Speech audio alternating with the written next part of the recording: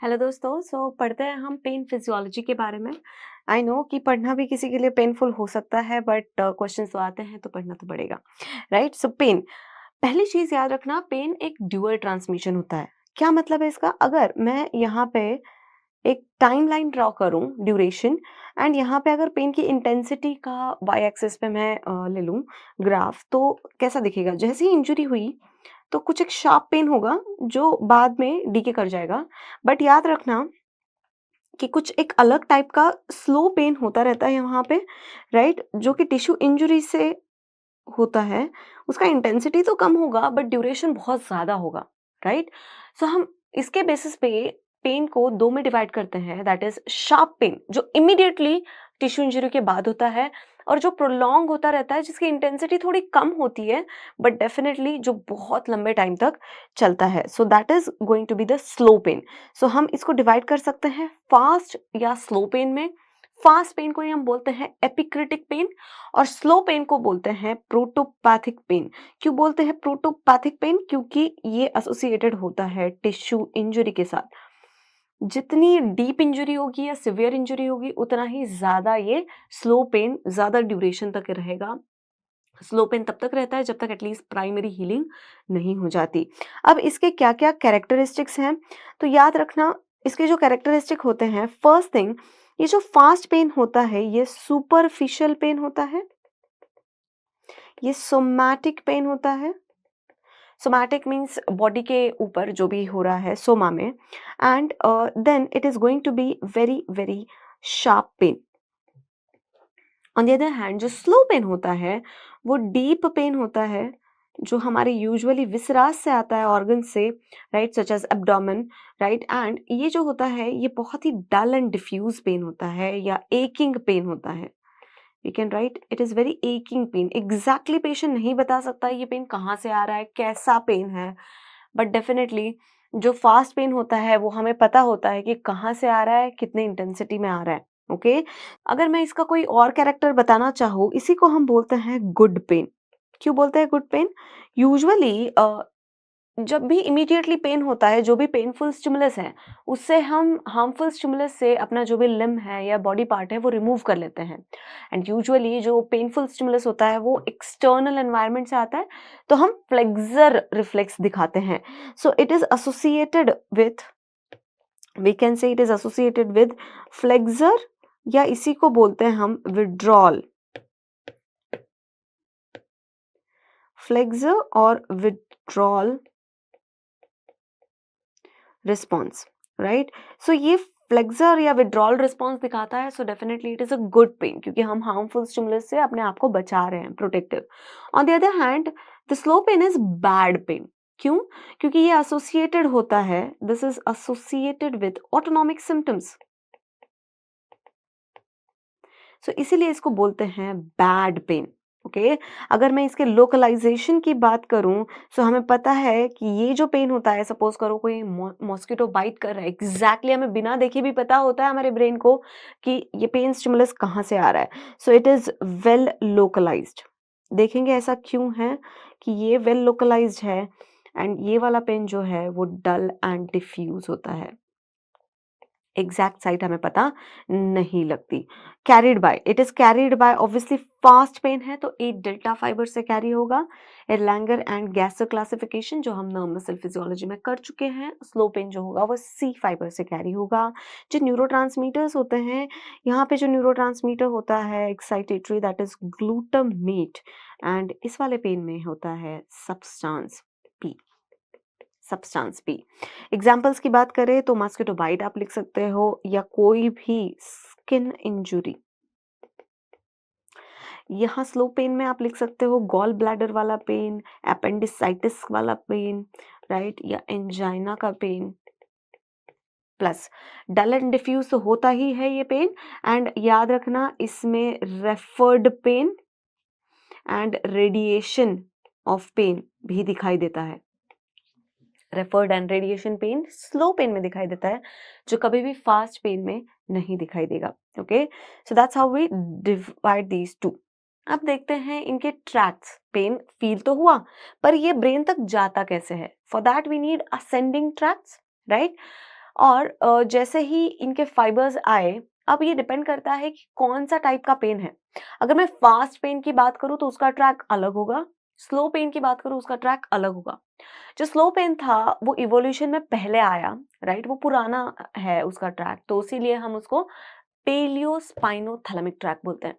On the other hand evolution में ये जो फास्ट पेन था ये लेटर ऑन इवॉल्व हुआ, इसीलिए हम इसको नियोस्पाइनोथैलेमिक ट्रैक बोलते हैं। इसका मतलब ही हम देख रहे हैं track which is carrying the fast pen.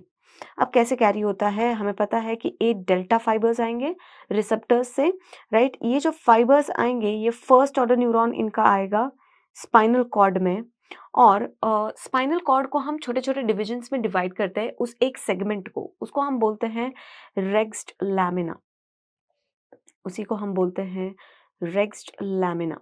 सो जो ये ए डेल्टा फाइबर होता है ये कौन से वाले रेक्स्ड लैमिना में जाता है? लैमिना नंबर 1 और लैमिना नंबर 5। ए डेल्टा फाइबर इस लैमिना में जाता है। अब उसके बाद क्या होगा? वहां से सेकेंड ऑर्डर न्यूरॉन निकलेगा। ये सेकेंड ऑर्डर न्यूरॉन जहां निकलता है तो वो निकलते ही क्रॉस ओवर कर जाता है to the contralateral side, and वो आगे कैरी फॉरवर्ड होता है टिल द थैलेमस। ये जाके एंड होगा थैलेमस में, और याद रखना यहाँ पे इसकी क्रॉसिंग ओवर हो चुकी है, ये कॉन्ट्रालैटरल थैलेमस में जाएगा। ओके, और थैलेमस से आगे कहाँ जाता है? थैलेमस में सेकेंड ऑर्डर न्यूरॉन इसका एंड हुआ और यहां से ये जाएगा सेंसरी कॉर्टेक्स में। कहाँ होता है sensory cortex? Post central gyrus. Now understand thalamus के कौन से पार्ट में ये जाता है, तो यहाँ पे एक न्यूक्लियस होता है which is known as ventroposterolateral nucleus, ventroposterolateral nucleus. Now याद रखना VPL, L for lateral, L for localisation of pain. तो इसका जो पेन का वेल लोकलाइजेशन होता है ये इसी वजह से होता है कि सारे के सारे फाइबर्स जितने भी सेकेंड ऑर्डर न्यूरॉन्स हैं वो सारे पहले VPL में जाते हैं, वहां रिले करते हैं, और उसके बाद उसका थर्ड ऑर्डर न्यूरॉन जो है वो सेंसरी कॉर्टेक्स में जाता है। कॉर्टेक्स में जाना इंपॉर्टेंट किसके लिए है? कि प्रोसेसिंग ऑफ पेन बहुत अच्छी होती है वहां पे। ओके, बट VPL में जाना जरूरी है क्योंकि वहां से हमें पता चलता है कि एग्जैक्टली कौन से साइड से ये पेन आ रहा है, राइट? अगर हम दूसरे वाले पेन की बात करते हैं, that is the slow pain, ये कैरी होता है सी फाइबर से। जो सी फाइबर्स होते हैं इनके जो फर्स्ट ऑर्डर न्यूरॉन है ये कहाँ जाएंगे? ये भी जाएंगे रेक्स लैमिना में। कौन से रेक्स लैमिना में? They are going to go mostly in the lamina number 2। जो मोस्ट ऑफ द फाइबर्स होते हैं लैमिना नंबर 2 में जाते हैं, कई कई फाइबर्स लैमिना नंबर 3 में भी एंड कर सकते हैं, but main is lamina number 2। अब इस लैमिना 2 को एक स्पेसिफिक नाम दिया गया हुआ है, क्या है इसका नाम? Substantia, substantia gelatinosa of Rolando. Okay, ये पेन के लिए बहुत इंपॉर्टेंट है, इस पे क्वेश्चंस आते हैं बहुत सारे कि स्लो पेन के फाइबर्स कहाँ पर एंड करते हैं। तो रेक्स लैमिना नंबर 2 पे mainly, the Rexed lamina number 2 is called as substantia gelatinosa of Rolando. अब क्या होता है, यहाँ से फाइबर्स क्रॉसओवर करते हैं, राइट? कुछ फाइबर्स ओनली, लेट्स से ये कुछ fibres, let's say 10 to 25% of the fibers, they only go to the VPL in the thalamus. Only 10 to 25% of the fibers. तो rest of the fibers कहाँ जाएंगे? Rest of the fibers they go to the reticular formation. पहली चीज, they will go to the reticular formation. RAS system जो होता है, RAS वाला RAS, brain वाला RAS, that is going to activate the cortex. जो RAS होता है वो हमेशा कॉर्टेक्स को स्टिमुलेट करता है, और इसी के वजह से पेशेंट कई बार सो नहीं पाते, इतना पेन होता रहता है, right? So that is going to make your brain alert and active और कीप इट अवेक। ओके, वो सोने नहीं देगा, वो पेन होता रहेगा और वो कंटिन्यूअसली कॉर्टेक्स को स्टिमुलेट करता रहेगा और patient alert and active phase में रहेगा। सेकेंड, ये जाते हैं हाइपोथैलेमस में भी। हाइपोथैलेमस में जाने के वजह से ये हाइपोथैलेमस को स्टिमुलेट करेंगे और ऑटोनोमिक सिम्टम्स देंगे। Autonomic symptoms such as hypertension, increase in heart rate that is tachycardia, nausea, vomiting, ये सारे। सो इसीलिए हम इसको बैड पेन बोलते हैं। Not only that, it can go to the periaqueductal grey and periventricular area also, right. इन सब में भी ये जाते हैं। सो याद रखना, because less fibres, few fibers go to the VPL, right, and that's why they're having poor localization, very poor localization, right। क्यों? क्योंकि VPL में बहुत कम फाइबर्स जा रहे हैं, right, and they are not going towards the sensory cortex. ये second order neuron यहीं पे खत्म हो जाता है, इसका पेन ट्रांसमिशन आगे सेंसरी कॉर्टेक्स में नहीं होगा। कुछ फाइबर्स होते हैं रेटिकुलर फॉर्मेशन से वो कॉर्टेक्स को एक्टिवेट कर रहे हैं, but that is not the continuation of the C fibre tract. Okay, so please remember, ये पेलियोस्पाइनोथैलेमिक के ट्रैक्ट के फाइबर्स नहीं है, ये डिफरेंट फाइबर्स हैं। वो पेन के अलावा भी वैसे भी कॉर्टेक्स को स्टिमुलेट करते रहते हैं, right. So this is about the paleospinothalamic tract. आगे बढ़ते हैं, थैलेमिक पेन सिंड्रोम। थैलेमस में पेन के फाइबर्स जाते हैं और थैलेमस को एक्टिवेट करवाते हैं, पर कुछ ऐसा लीजन हो गया थैलेमस में कि थैलेमस बिना किसी पेन फाइबर स्टिमुलेशन के ही एक्टिवेट हो रहा है, तब भी पेशेंट को सेंट्रलाइज पेन होगा। ये कब होता है? जब भी पेशेंट को स्ट्रोक होता है, उसकी जो थैलेमोजेनिकुलेट आर्टरी होती है वो ब्लॉक हो जाती है, या उसमें कोई एम्बोलिज्म हो जाता है, तो थैलेमस में इस्कीमिया होता है और उसके बाद उस एरिया का इन्फाक्ट हो जाता है, राइट, स्पेशली VPL का। सो उसके बाद पेशेंट को ये थैलेमस इनॉर्मसली वैसे ही स्टिमुलेटेड रहता है, और इसी सिंड्रोम को हम बोलते हैं जेराइन रोजी सिंड्रोम और डिचेराइन रोजी सिंड्रोम। ये स्पेशली देखने मिलता है पोस्ट स्ट्रोक पेशेंट्स में। क्रोनिक सेंट्रलाइज पेन पेशेंट को होगा, and this is because of the VPL। In fact इसका मोस्ट कॉमन रीजन होता है कि वहाँ पे कोई थ्रोम्बोसिस, थ्रोम्बोएम्बोलिज्म हो गया अगर थैलेमोजेनिकुलेट आर्टरी में, which is the branch of posterior cerebral artery. आगे बढ़ते हैं। पेन तो हो रहा है, बट उसको रोकने के लिए या उसको कम करने के लिए भी हमारा एक इंटरनल बॉडी मैकेनिज्म काम करता है, उसको बोलते हैं endogenous analgesia system. Algesia means pain, analgesia means absence of pain. Complete absence तो बॉडी में नहीं होगा डेफिनेटली, बिकॉज कंटिन्यूस स्टिमुलेशन भी हो रहा है, बट याद रखना डेफिनेटली बॉडी ट्राई करती है उस पेन को कम करने का। ओके, सो अगर मैं बोलूं कि इसको मुझे डिवाइड करना है 2 एरियाज में, तो मेरे पास 2 मैकेनिज्म है। स्पाइनल कॉर्ड में एक मैकेनिज्म एक्ट करता है, और स्पाइनल कॉर्ड के अबाव दैट इज सुप्रास्पाइनली भी एक मैकेनिज्म एक्ट करता है। तो पहले पढ़ेंगे स्पाइनल मैकेनिज्म क्या होता है। तो स्पाइनल कॉर्ड में तो हमारे फर्स्ट ऑर्डर न्यूरॉन्स आएंगे, कौन से फाइबर के? A delta and C fibres के, let's say first order neurons आए, राइट, वो एंड करे रेक्स लैमिना में, और सेकेंड ऑर्डर न्यूरॉन जो कि जाएगा थैलेमस में। ओके, ऐसे ही दूसरे कुछ फाइबर्स आते हैं, specially touch fibres. So myelinated touch fibres that is A beta, ये स्ट्रॉन्गर होंगे, इनके इंपल्सेस स्ट्रॉन्गर होंगे as compare to the A delta and C, क्योंकि ये डायमीटर में बड़े हैं, इनका स्पीड भी ज्यादा है, राइट, कंडक्शन अच्छी है। अब होता क्या है, जब जो फर्स्ट ऑर्डर न्यूरॉन है A बीटा फाइबर का, वो क्या करता है, एक ब्रांचिंग दे देता है साइड में, ठीक है। So this is going to give a branching in the side. अब ये ब्रांचिंग कनेक्टेड होती है इनहिबिटरी इंटरन्यूरॉन से। अब ये इनहिबिटरी इंटरन्यूरॉन क्या करेगा? ऑब्वियसली नाम में ही है इसके, इनहिबिटरी इंटरन्यूरॉन। ये सिक्रीट करवाएगा enkephalins at the level of the second order neuron, उसके साइनैप्स से पहले पहले, तो हम बोलते हैं pre synaptic inhibition. Okay, so इस एनकेफेलिन के वजह से वहां पे हो जाएगा प्री साइनैप्टिक इनहिबिशन। क्यों? क्योंकि ये इनहिबिटरी न्यूरॉन है, ये सेकेंड ऑर्डर न्यूरॉन में स्टिमुलस जाने से पहले पहले ही उसको इनहिबिट कर देगा, right, because of the enkephalin release. यहाँ पे ये इनहिबिट हो गया, तो it is acting like a gate. यहाँ से पेन स्टिमुलेशन आ रहा था, हमने गेट क्लोज कर दिया वहां पे, तो पेन स्टिमुलस आगे कैरी फॉरवर्ड नहीं हो पा रहा है। और मैंने ऑलरेडी बता दिया कि A बीटा फाइबर थोड़े से स्ट्रॉन्गर होते हैं, क्योंकि वो बिगर डायमीटर फाइबर्स है as compare to the A delta and C fibre. तो इसी को हम बोलते हैं, इस थियोरी को बोलते हैं गेट थ्योरी। ये 2 लोगों ने दी थी, Melzack and Wall, right. Gate theory दी थी मिल्जैक एंड वॉल में अराउंड 1960s में, राइट। एंड इन्होंने ये बोला कि ये जो इनहिबिटरी इंटरन्यूरॉन है which causes the pre synaptic inhibition over here.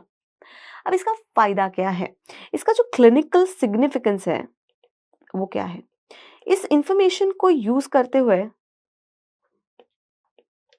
हम उस एरिया में, जैसे मस्किटो बाइट करके गया, हम कुछ देर के लिए उस एरिया को मसाज करते हैं, राइट। सो मसाज से क्या होगा, डेफिनेटली ए बीटा फाइबर्स स्टिमुलेट होंगे, टच रिसेप्टर्स हैं, राइट।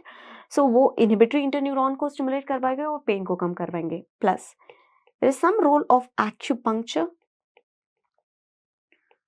कुछ बाम हम अप्लाई करते हैं, राइट। या हम बोलो एक साइंटिफिक मेथड है that is known as transcutaneous electrical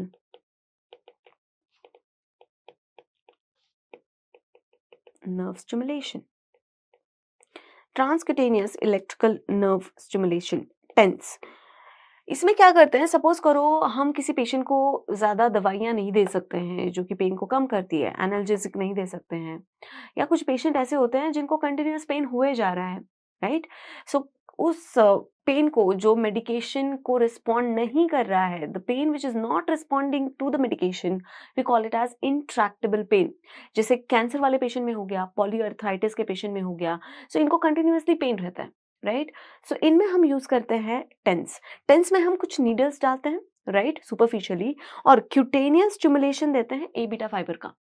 उसके वजह से ये इनहिबिटरी न्यूरॉन्स ज्यादा स्टिमुलेट होंगे, वो इनहिबिट करेंगे उस पेन को, and that's how we use this gate theory in our benefit, okay, और पेशेंट्स बेनिफिट।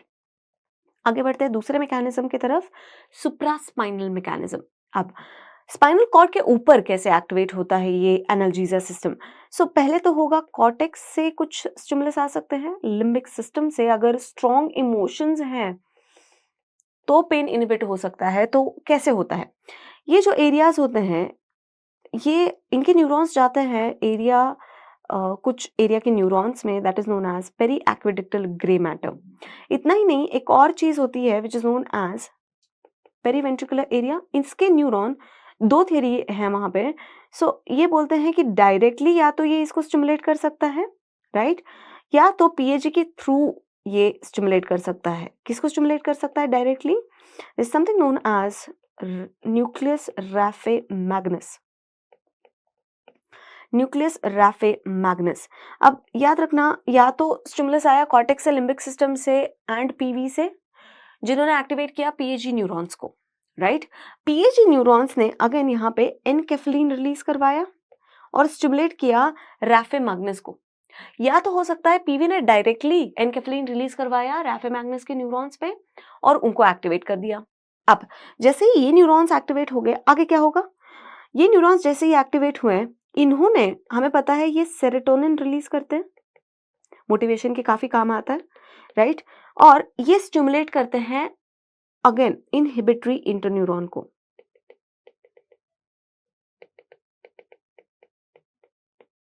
नाउ याद रखना, सपोज करो ये फर्स्ट ऑर्डर न्यूरॉन था, ओके, यहाँ पे साइनाप्स हो रहा है और ये सेकेंड ऑर्डर न्यूरॉन है ए बीटा और सी फाइबर्स का। नाउ क्या होता है, अब ये जो इनहिबिटरी इंटरन्यूरॉन्स है, ये अपने एक्सॉन्स देते हैं यहाँ पे और इनको इनहिबिट करेंगे, प्लस साइनाप्स के बाद भी इनहिबिट करेंगे। किससे, ये रिलीज करते हैं एनकेफलिन अगेन।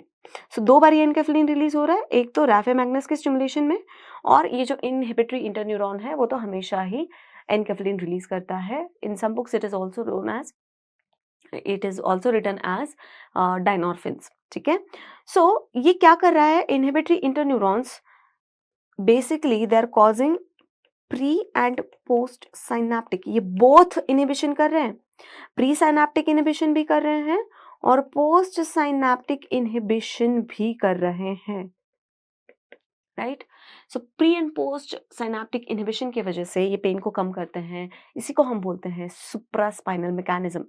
जो भी एक्टिवेशन हो रहा है वो सुप्रास्पाइनल लेवल पे हो रहा है, सो इसीलिए हम इसको बोलते हैं सुप्रास्पाइनल मैकेनिज्म। अब कुछ इसके अप्लाइड एस्पेक्ट पढ़ लेते हैं। कुछ क्वेश्चंस पूछे जाते हैं डायरेक्ट आपको कि हाइपर एल्जीजिया क्या है। Algesia mean pain, hyper means more, right? So हम बोल सकते हैं कि अगर पेशेंट आया with the exaggerated pain, right?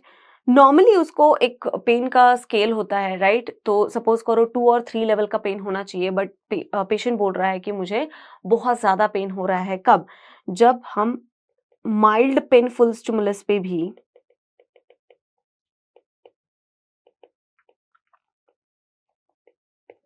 अगर उसको एग्जैजरेटेड पेन हो रहा है, बहुत ज्यादा पेन सेंसेशन बढ़ गई है, तो हम उसको बोलते हैं कि हाइपर एल्जीजिया है। अब ये किसकी वजह से होता है? यहाँ पे 2 थियरीज हैं। जब भी हम रिपीटेडली पेनफुल स्टिमुलस दे रहे हैं, इसकी 2 थियरीज हैं। जब भी हम पेनफुल स्टिमुलस बार-बार देते हैं,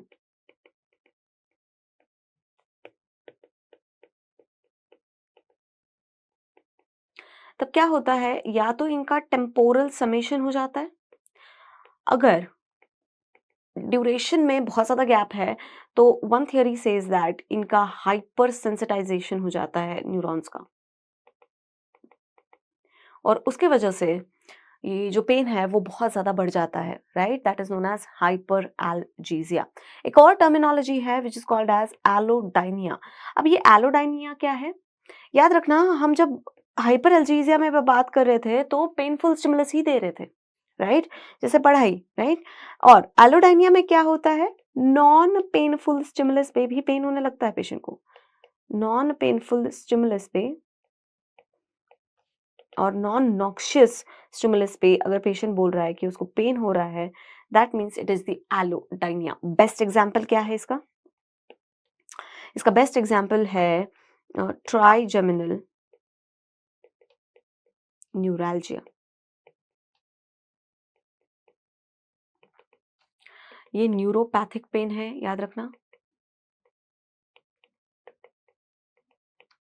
पेनफुल स्टिमुलस ना होने पे भी अगर मूवमेंट करता है पेशेंट या कोई एक्सप्रेशन दिखाता है, तब उसको पेन होने लगता है। यूजुअली पेन नहीं होना चाहिए। Another example is osteoarthritis. जब ऑस्टियोआर्थराइटिस में पेशेंट जब जॉइंट मूवमेंट करेगा, movement is non painful stimulus, but उसको पेन हो रहा है, right? So that is known as the allodynia. Okay, so pain में इतना ही। मिलते हैं आपसे नेक्स्ट वीडियो में।